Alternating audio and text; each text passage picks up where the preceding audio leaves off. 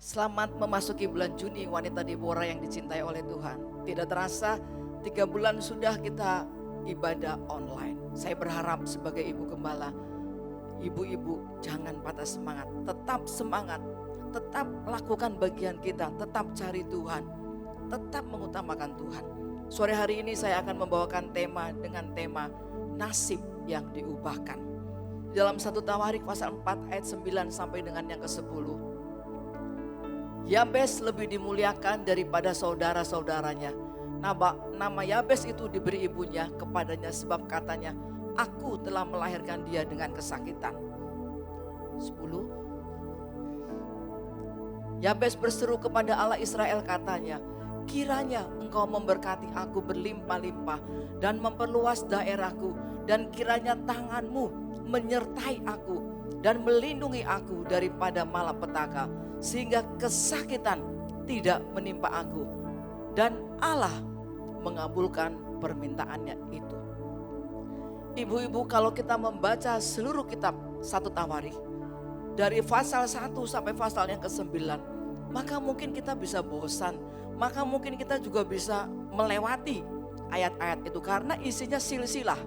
Silsilah keturunan Adam, silsilah keturunan Israel, silsilah keturunan Daud. Tapi yang menarik dalam pasal yang keempat, Yabes ini, nama Yabes ini terselip 2 ayat. Ini luar biasa ibu-ibu, tidak kebetulan semuanya ini melahirkan ini, ini melahirkan ini, ini melahirkan ini. Tapi di dalam pasal yang keempat ayat 9, 10, 2 ayat ini nongol atau ada. Saya berpikir ini tidak kebetulan. Pasti ada satu pelajaran yang luar biasa. Yabes dalam bahasa Ibrani, Yahbetz, mempunyai arti kata duka cita, penderitaan, sakit. Karena kita tahu kisahnya, ibunya melahirkan Yabes itu dengan sangat kesakitan. Ibu-ibu tahu ketika kita melahirkan seperti apa? Buka 1, buka 2. Udah yang bapak-bapak atau yang pria-pria gak usah ngerti buka 1, buka 2 itu seperti apa, gak apa-apa. Ibu-ibu tahu betapa sakit. Nah, mamanya Yabes melahirkan Yabes itu mungkin dengan perjuangan mati dan hidup. Sampai akhirnya dia memberi nama si sakit, si pembawa penderitaan. Hidup Yabes sudah dikasih cap, sudah dikasih label si sakit, si penderita, si duka cita. Hopeless, tidak ada harapan. Tidak ada masa depan, suram. Nasibnya nasib yang sangat jelek. Tapi kisah ini tidak berhenti. Ayat ini mengatakan, Yabes lebih dimuliakan daripada saudara-saudaranya. Dari satu kehidupan yang hopeless, tidak ada harapan. Dari satu kehidupan yang hancur, yang seolah-olah mau lihat hari depan aja udah takut. Tapi dimuliakan oleh Tuhan, diberkati lebih daripada saudara-saudaranya. Nasib yang diubahkan. Apa yang bisa kita pelajari? Dari hidup yang biasa menjadi orang yang diberkati oleh Tuhan dengan luar biasa. Menjadi kaya karena daerah diperluas berlimpah-limpah. Mungkin tanahnya semakin bertambah-tambah, berkatnya semakin berlimpah-limpah. Nasib yang diubahkan, ada 3 peran yang kita pelajari pada hari ini. Yang pertama, ada peran Yesus. Hidup atau nasib yang diubahkan karena ada peran Yesus. Buktinya, Yabes lari kepada Tuhan. Maka berserulah Yabes kepada Allah, kepada Tuhan. Dia datang kepada alamat yang tepat. Dia datang kepada pribadi yang tepat. Dia tidak datang kepada para dewa. Dia tidak datang kepada para ahli-ahli pintar, ahli nujum. Tapi dia datang kepada nama Allah di dalam nama Tuhan Yesus. Peran Yesus untuk mengubah nasib sangat-sangat penting. Ibu-ibu yang dikasih oleh Tuhan, saya terlalu percaya nasib orang yang diubahkan itu pasti ada tangan Tuhan yang menolong, yang melakukan perbuatan-perbuatan yang ajaib. Contoh lain di Alkitab, Esther. Esther itu yatim piatu, gak punya papa, gak punya mama. Mau apa coba ibu-ibu? Gak bisa, gak usah mimpi untuk jadi orang hebat. Susah mungkin. Tapi Esther bisa dipilih menjadi ratu. Saya berpikir Raja Ahasveros melihat orang-orang calon-calon istrinya. Pasti ada orang-orang lain yang lebih cantik dari Esther. Pasti banyak yang lebih keren, lebih modis, lebih rambutnya tinggi-tinggi mungkin daripada Esther. Tapi why? Kenapa Raja memilih Esther? Ada peran Yesus di dalamnya. Ada peran Bapa di surga yang mengubah nasib Esther menjadi seorang ratu. Tanpa peran Bapa, it's impossible, gak mungkin. Satu contoh lagi, Ruth lagi. Suami sudah gak ada, ikut mertua. Lumayan kalau sugih, mertuanya juga tidak punya apa-apa. Tapi kenapa Ruth bisa menjadi orang yang akhirnya kaya? Karena dia menjadi istri seorang kaya raya, Boas. Pasti ada peran Bapa di surga yang campur tangan untuk mempertemukan Ruth dengan Boas. Ditegaskan juga oleh Raja Salomo di dalam Mazmur 127 ayat 1 dan 2. Raja Salomo berkata, jikalau bukan Tuhan yang membangun rumah, sia-sia usaha orang yang membangunnya. Jikalau bukan Tuhan yang mengawal kota, sia-sia mengawal berjaga-jaga.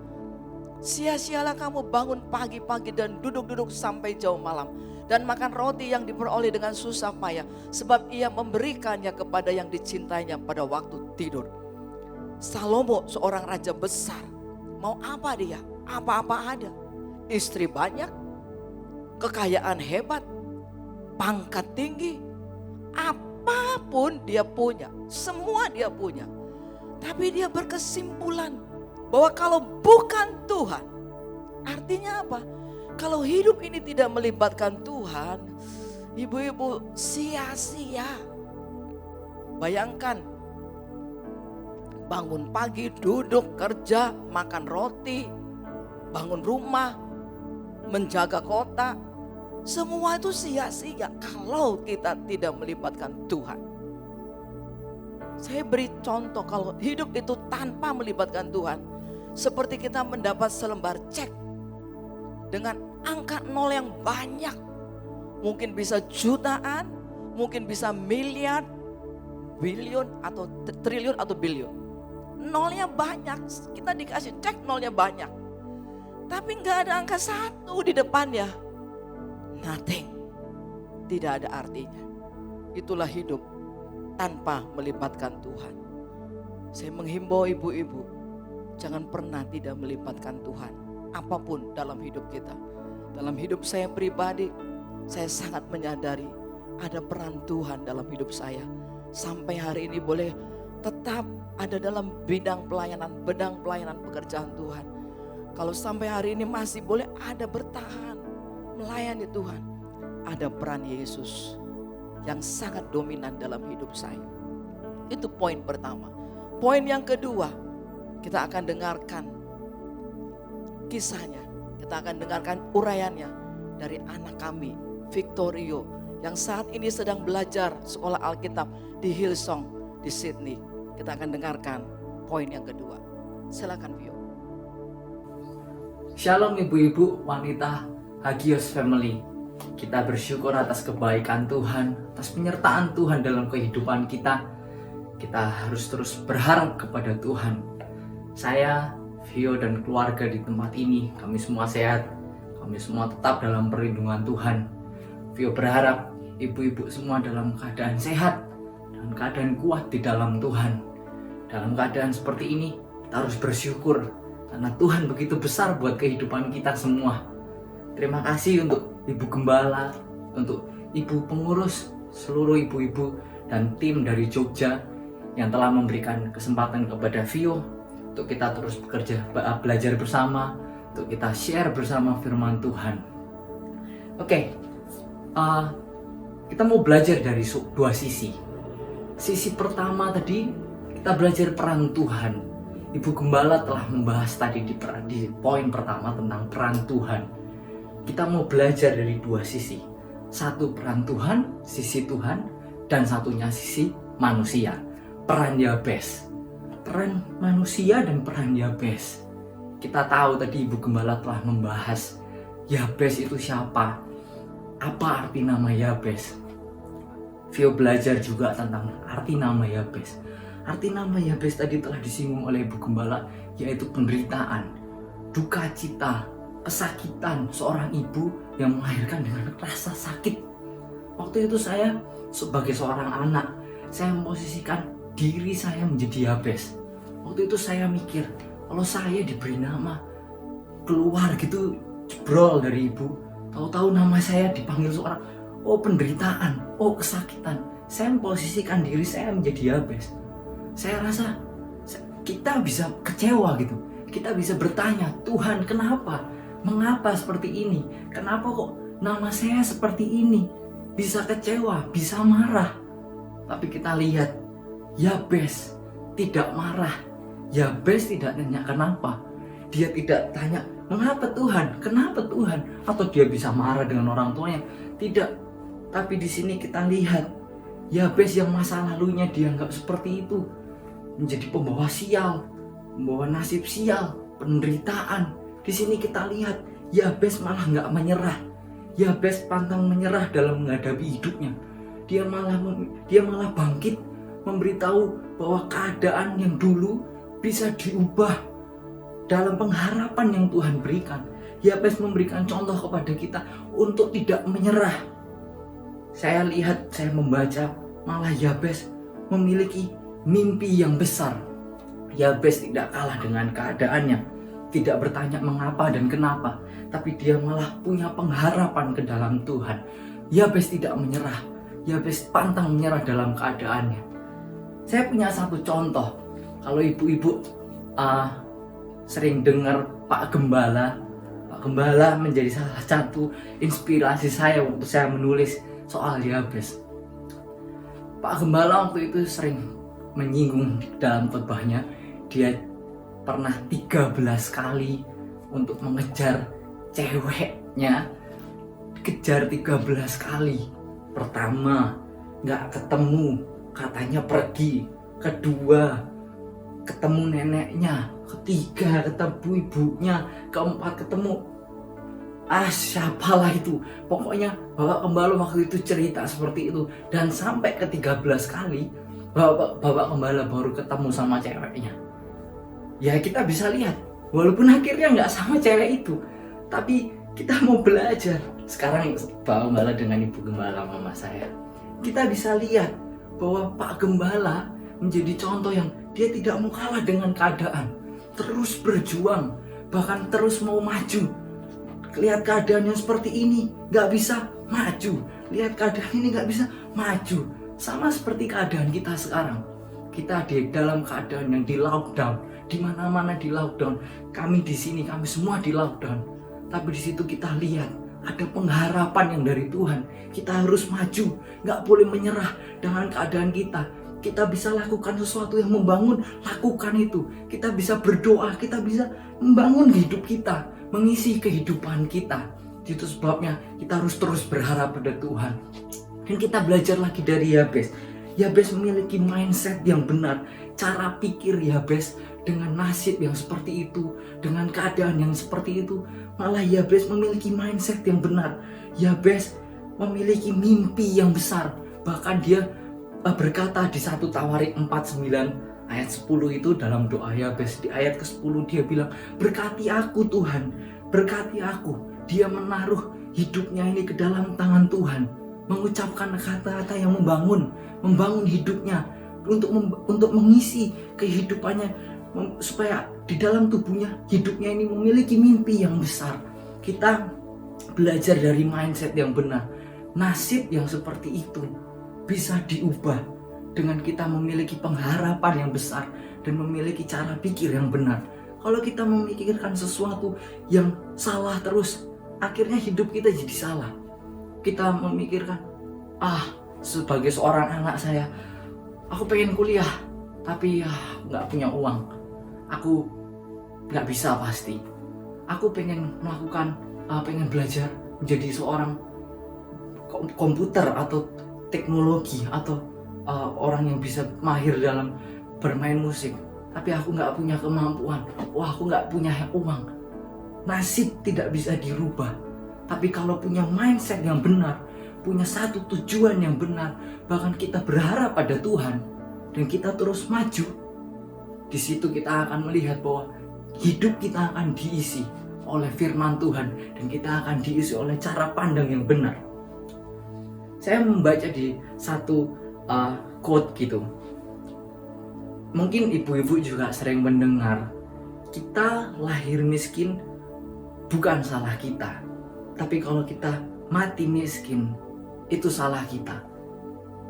Saya mengupas di sini bukan miskin bukan hanya soal materi, tapi miskin bisa miskin dari mental, miskin dari pemikiran, cara pandang kita, miskin dari bagaimana hidup kita kepada Tuhan. Gak hanya berbicara soal materi, tapi di mana hidup kita ini tidak terbangun oleh keadaan kita. Sekarang saya membaca itu dan akhirnya saya mengerti miskin bukan hanya soal berkata soal materi, tapi miskin juga berkata soal bagaimana hidup rohani kita. Kalau kita terus memandang ke depan, maju dan memegang pengharapan yang dari Tuhan, doa sungguh-sungguh sama Tuhan, maka Tuhan akan menjadi pengharapan kita. Peran kita dalam hidup ini, kita harus terus maju, berharap pada Tuhan dan terus pegang sama Tuhan terus. Setiap keadaan yang sedang terjadi, bersyukur pada Tuhan. Kita bisa melakukan ini, bekerja, melakukan apa yang kita kerjakan, itu semua karena kemurahan Tuhan. Kita belajar tentang tidak menyerah dan punya mindset yang benar, bahkan berharap pada Tuhan dan terus berpegang pada Tuhan. Tuhan Yesus memberkati ibu-ibu semua, wanita Hagios, supaya ibu-ibu terus diberkati oleh Tuhan dan terus dalam pengharapan di dalam Tuhan. Saya kembalikan kepada Ibu Gembala yang ada di Jogja untuk poin selanjutnya. Tuhan memberkati. Thank you Vio buat peran yang kedua, luar biasa. Memang peran Yabes yang kedua juga ikut andil untuk mengubah nasib seseorang. Yang ketiga, bagaimana nasib bisa diubahkan oleh Tuhan? Yang ketiga adalah adanya peran doa. Kita lihat di sini, Yabes berseru, artinya Yabes berdoa kepada Tuhan Israel. Peran doa sangat penting dan Tuhan mengabulkan permintaannya itu. Saya ingin membahas dari sisi doa dan dikabulkan, doa dan didengar, doa dan dijawab. Di dalam Yakobus 5 ayat 16a, 16b maksud saya. Doa orang yang benar bila dengan yakin didoakan, perhatikan kata ini, sangat besar kuasanya. Artinya doa itu sangat besar kuasanya. Kita baru saja menyelesaikan rangkaian doa 10 hari. Ibu-ibu saya mengimbau jangan stop dengan 10 hari. Lanjutkan dengan doa-doa kita. Kita malas, kita lemes, bangkitkan semangatmu. I have to pray. Aku harus berdoa. Karena doa itu sangat besar kuasanya. Ada beberapa contoh di Alkitab selain Yabes. Bagaimana Yabes dijawab. Ada juga tokoh lain di Alkitab. Kejadian 25 ayat 21. Kejadian 25 ayat 21. Berdoalah Ishak kepada Tuhan untuk istrinya. Sebab istrinya itu mandul. Tuhan mengabulkan doanya. Sehingga Ribkah istrinya itu mengandung. Seorang suami berdoa Ishak untuk istrinya yang mandul. Maka kita belajar di sini Tuhan mengabulkan doanya. Luar biasa. Kuasa doa itu luar biasa. Istri Ishak akhirnya melahirkan anak. Contoh lain, 1 Samuel 1 ayat 27. Untuk mendapat anak inilah aku berdoa. Dan perhatikan ayat kata berikutnya. Dan Tuhan telah memberikan kepadaku apa yang kuminta daripadanya. Hana berdoa supaya punya anak. Untuk mendapat anak inilah aku berdoa. Dan Tuhan jawab doanya. Tuhan kasih apa yang dia minta. Satu lagi ya ibu-ibu, contoh yang luar biasa, keren banget. Dalam Yosua 10 ayat 12 dan 14. Lalu Yosua berbicara kepada Tuhan pada hari Tuhan menyerahkan orang Amori itu kepada orang Israel. Ia berkata di hadapan orang Israel, matahari berhentilah di atas Gibeon dan engkau bulan di atas lembah Ayalon. 14.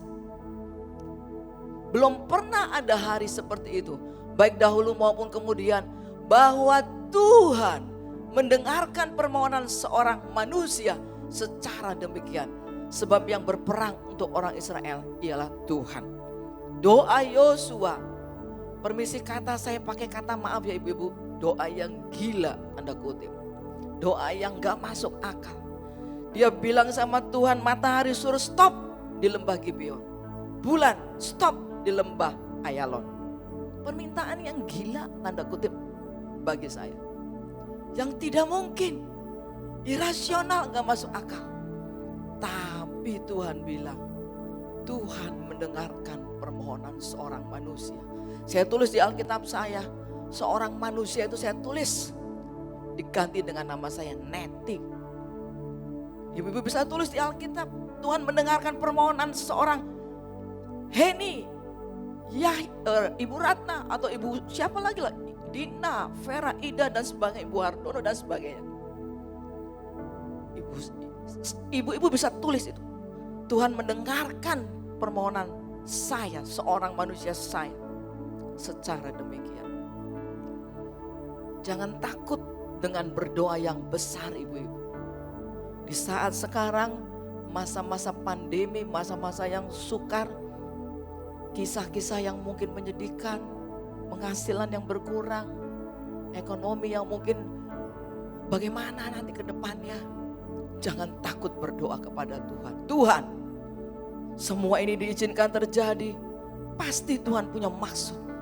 Berdoa Tuhan buka jalan, buka peluang-peluang. Tuhan buka bisnis-bisnis, Tuhan buka cara Tuhan yang luar biasa. Jangan pernah takut berdoa yang besar. Saya percaya kalau memang itu apa yang menjadi kebutuhan, apa yang itu menjadi kerinduan hati ibu-ibu, pasti Tuhan jawab. Saya juga pernah berdoa untuk Hagio Center yang kita bangun Januari 2017. Ketika itu membutuhkan dana sekitar 7M. Saya hanya berdoa kepada Tuhan dan juga jemaat berdoa. Tuhan, secara manusia tidak mungkin 7M bisa terkumpul. Tapi terpujilah Tuhan. Sampai hari ini 9 lebih M Tuhan sediakan untuk menyelesaikan gedung Hagio Center. Semua itu karena Tuhan yang mengabulkan doa-doa kita, jemaat Tuhan Hagios Family. Akhirnya biarlah firman Tuhan ini boleh menjadi kekuatan bagi kita. 3 peran penting ketika nasib seseorang diubahkan. Saudara, ibu-ibu jangan berpikir nasibku sudah miskin, sudah kere dari dulu. Kere selamanya. No, hapuskan pemikiran itu. Nasibku sakit-sakitan, udahlah pasti udah memang aku seperti ini. Tidak. Tuhan bisa mengubah nasib. Ada peran Tuhan. Dan 2, peran dari diri kita. Apa yang harus kita lakukan untuk mengubah nasib kita. Seperti yang sudah diuraikan oleh anak saya tadi. Dan yang ketiga adalah peran doa. Tuhan Yesus memberkati. Amin. Mari kita berdoa. Bapa di dalam surga, kami mengucap syukur buat firman-Mu. Tuhan, aku memberkati setiap wanita Deborah, khususnya di saat-saat seperti ini. Tuhan, bukalah peluang-peluang, usaha-usaha, berkati apa yang mereka kerjakan. Oh Tuhan, berikan cara-cara Tuhan, inisiatif, hikmat dari Tuhan untuk memberkati kehidupan para wanita Deborah. Berkati keluarga mereka, rumah tangga mereka, suami, anak-anak, orang tua yang ada di dalamnya. Tuhan berkati, lindungi juga kami seluruh wanita Deborah dan orang-orang yang mendengar firman Tuhan ini. Jauhkan kami dari corona, jauhkan kami dari virus, kuman bakteri. Perlindungan malaikat Tuhan ada pada kami. Diberkatilah kehidupan keluarga kami, diberkatilah anak-anak, diberkatilah seluruh apa yang mereka doakan ya Tuhan. Kami juga berdoa kalau ada yang sakit, dalam nama Yesus Tuhan sembuhkan oleh kuasa bilur-bilur-Mu Tuhan. Terima kasih Tuhan. Dalam nama Yesus kami berdoa. Haleluya.